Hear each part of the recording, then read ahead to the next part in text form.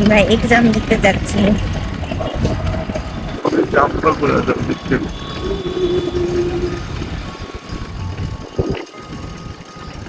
যেমন অনেক রাগ আর তোমাদের দেখি। Bye bye.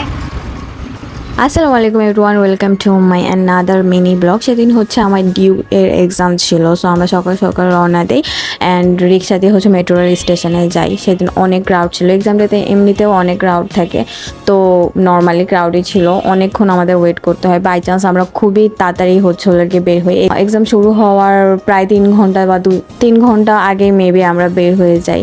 বাই চান্স আমরা খুবই আগে বের হই, না হলে আমাদের একদম এক্সাম শুরু হয়ে যেত ওই দিন। তো আমাদের অনেকক্ষণ ওয়েট করতে হয়। 3-4 বারের মতো মেট্রো রেল আসে, বাট আমরা ভিতরে এন্ট্রি করতে পারি না, অনেক অনেক ভিড় ছিল ভিতরে। তারপর ফাইনালি দাঁড়ানোর মতো জায়গাটা পাই, এরপর হচ্ছে আমি চলে আসি। ওই দিন আমার এক্সাম হল ছিল হচ্ছে কবি নজরুল সরকারি কলেজ। দেন এক্সাম দিয়ে বের হই, সবসময়ের মতো খুবই ভিড় ছিল, কোনো রিক্সা ছিল না, কোনো সিএনজি ছিল না। এক্সাম দেওয়ার টাইমে এরকম ভর্তি এক্সাম দেওয়ার টাইমে প্রত্যেকটা এক্সামেই রিক্সা পাওয়া যায় না, অনেকক্ষণ হাঁটা লাগে। দেন ফাইনালি হচ্ছে আমরা রিক্সা পাই অ্যান্ড আমাদের দুজনেরই খুবই ক্ষুধা লাগে। তারপরও আমাকে হচ্ছে পুরান ঢাকার রেস্টুরেন্ট বলেন এগুলো কি এত ছোট ছোট আর এত চিপা চিপা গলি, আল্লাহ। মেবি আমি যে রুমে থাকি ওই রুমে থেকেও মেবি ছোট ছোট এক একটা রেস্টুরেন্ট এত ছোট, বাট খাবারের কোয়ালিটি বলবো খুবই ভালো ছিল। এরপর হচ্ছে ফাইনালি আমরা একটা রেস্টুরেন্টে যাই, ওইটার নাম ছিল নওয়াব। সো ওইটার মধ্যে ঢুকি অ্যান্ড আমার হাজব্যান্ড হচ্ছে একটা পুডিং অর্ডার দেয় আর আমি হচ্ছে কাচ্ছি। তারপর আপনাদেরকে ভিতরে এরিয়াটা দেখাচ্ছি, কি ছোট ছিল, মাত্র 4টা টেবিল ছিল।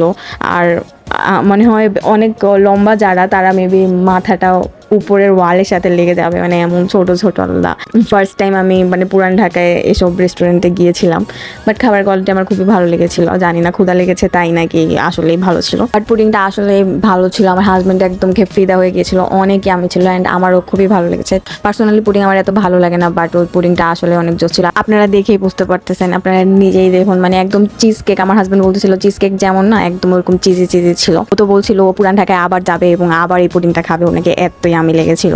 দেন আমরা খাওয়া দাওয়া করে বের হয়ে যাই, বের হয়ে হচ্ছে রিক্সা নিয়ে মেট্রো রেল সামনে আসি। দেন আমাদের সাথে আবার আরেকটা অ্যাক্সিডেন্ট হয়, সেটা হচ্ছে মেট্রো রেল বন্ধ ছিল ওই দিন। মেট্রো রেল বন্ধ করে দিয়েছিল, আপনারা বুঝতে পারতেছেন এত ক্রাউড ছিল, এত ভিড় ছিল যে মেট্রো রেলই অফ করে দিয়েছিল বিকাল পর্যন্ত। এরপর আর কি করবো, হাঁটতে হাঁটতে সামনে যাই, দেন হচ্ছে রিক্সা নেই। এভাবে আমার এক্সাম ডেটা শেষ হয়। তো আজকের মিনি ব্লগটা এতটুকু ছিল। আই হোপ আপনাদের ভালো লেগেছে। ভালো লাগলে লাইক কমেন্ট সাবস্ক্রাইব অবশ্যই করবেন, শেয়ার করে আমার পাশে থাকবেন অ্যান্ড আমার ফেসবুক পেজ ফলো করবেন। আসসালামু আলাইকুম এভরিওয়ান, আল্লাহ হাফিজ।